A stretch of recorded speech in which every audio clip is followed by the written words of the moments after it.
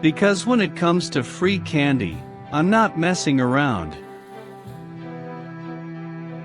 Monday after lunch today, the teachers let us all out to the basketball court for the big balloon brigade launch. I still get kind of nervous stepping foot on the blacktop, because that's where the cheese sat for a year and a half. There's even a stain where it used to be. 64. It's been a long time since the cheese terrorized our school, but I guess some people actually liked having something to be scared of. A few different times kids have tried to start the cheese touch back up, but the teachers are on the lookout, because they don't want to have to go through all that nonsense again.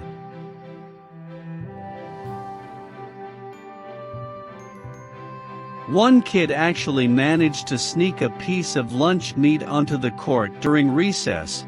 The roast beef touch didn't have the same ring to it. 65. Still, someone's always trying to start some new thing. This year it's all about the chairs in the auditorium. The chairs are red except O&E, which is yellow, and has a busted leg. Apparently some kid peed on it during a really long assembly last month. And if you're not paying attention and sit in the yellow chair, you're pretty much finished for the rest of the school year.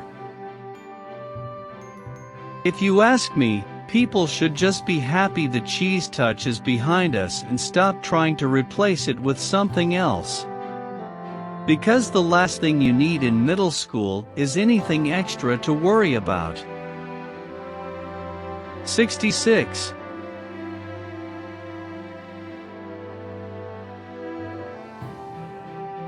Today, Vice Principal Roy did a countdown on his bullhorn and everyone released their balloons. I have to admit, it was kind of exciting to see all of them go up in the air at the same time. But the excitement didn't last long. Almost all of the balloons went straight into the new cell phone tower they built on the hill next to the football field, and didn't go any farther. 67. Luckily, my balloon was weighed down by the letter I wrote, so it went under the tower, and then it cleared the trees on the other side. I don't think my balloon is gonna make it as far as Andrea Gennaro's did, but I don't need it to. As long as someone finds the balloon and sends it back, that jar of candy corn is mine. I just hope they write instead of call. I put Mom's cell phone number on my letter, but apparently it's gonna be a few days before they fix the tower and people in town can get service again. 68. Wednesday, been 2 days, and still no word on my balloon.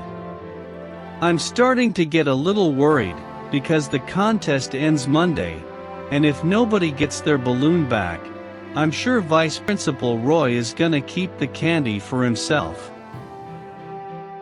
Lately I've been having trouble staying focused at school, but luckily my homework hasn't been that hard. Our reading assignment was to write a biography on a famous author, so I chose The Spine Tickler's Guy. But it turns out there's barely any information on him. In fact, the only thing I could find was the little blurb in the back of his books. Sign. The news is that since I wasn't really able to find anything on I Am Spooky, I was finished with my entire author's bio in about 2 minutes. With a name like I Am Spooky, I guess you have no choice but to write scary books for a living. I kind of wish I had never started reading those Spine Ticklers books though. Because once you start reading them, it's hard to stop. And they're starting to affect my everyday life. 70. Going to the dentist was never that much fun to begin with, but after I read Spine Ticklers number 67, it got even worse. I've checked out every Spine Ticklers book from the library, and I even borrowed a few Spine Ticklers Junior books from Raleigh so I could keep going. And just like I predicted, the books are starting to give me nightmares. Spine Ticklers number 71 is about this kid who grows a lizard tail and tries to hide it from his family and teachers. 1. That one really stressed me out, and the night I read it, I had a dream that I was the one with the tail.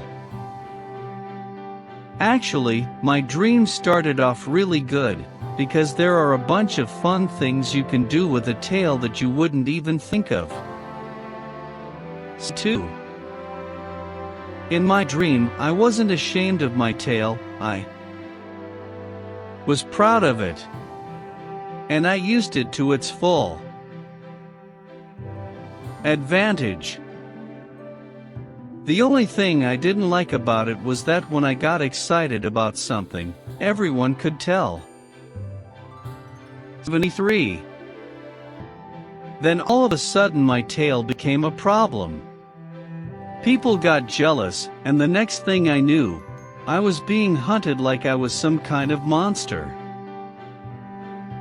I ran for my life and escaped through a window, and the townspeople chased me down the street and through a shopping mall.